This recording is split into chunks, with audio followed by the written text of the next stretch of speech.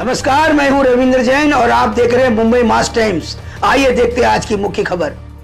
नरेंद्र मोदी जी किस तरह से अपनी जांच एजेंसियों का दुरुपयोग करके लोकतंत्र का गला घोटकर संविधान की मर्यादा को तार तार करके दिल्ली की सरकार को गिराने का काम कर रहे हैं, इसका एक एक करके खुलासा करूंगा।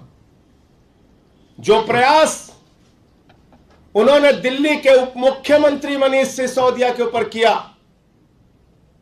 जो प्रयास सीबीआई का इस्तेमाल करके फर्जी मुकदमा लिख के मनीष सिसोदिया को तोड़ने का किया, वो प्रयास अब दिल्ली के विधायकों के ऊपर शुरू हो गया है।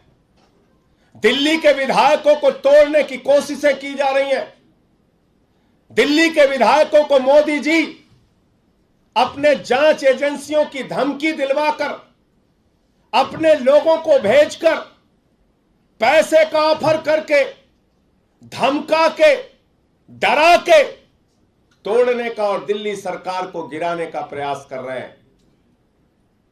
हमारे बीच में अजय दत्त जी हैं, दिल्ली के विधायक, संजीव झा जी हैं, दिल्ली के विधायक, सोमनाथ भारती जी हैं, दिल्ली के विधायक, कुलदीप जी हैं, दिल्ली के विधायक।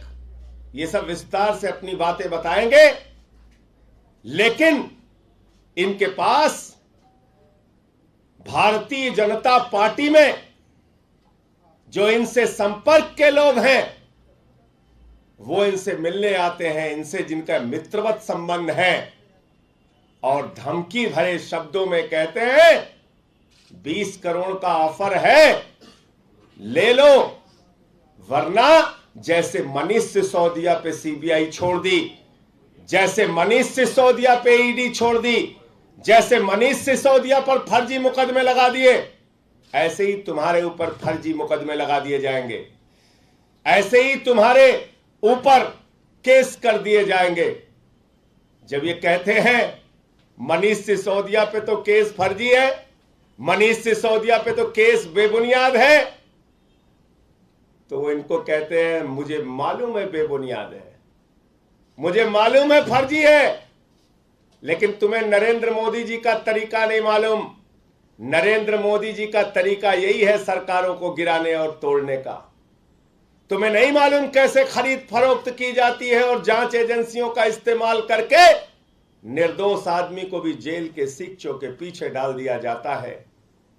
इस प्रकार की डराने और धमकी देने की बात कही जा रही है।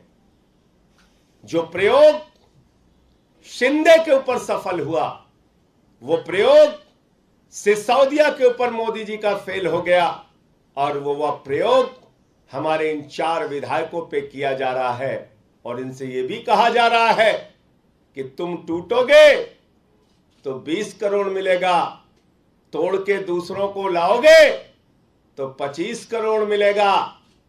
20-25 विधायक हमारे संपर्क में हैं। इस प्रकार की बातें कही जा रही हैं। नरेंद्र मोदी जी, मैं कहना चाहता हूं आपसे, शर्म आनी चाहिए आपको।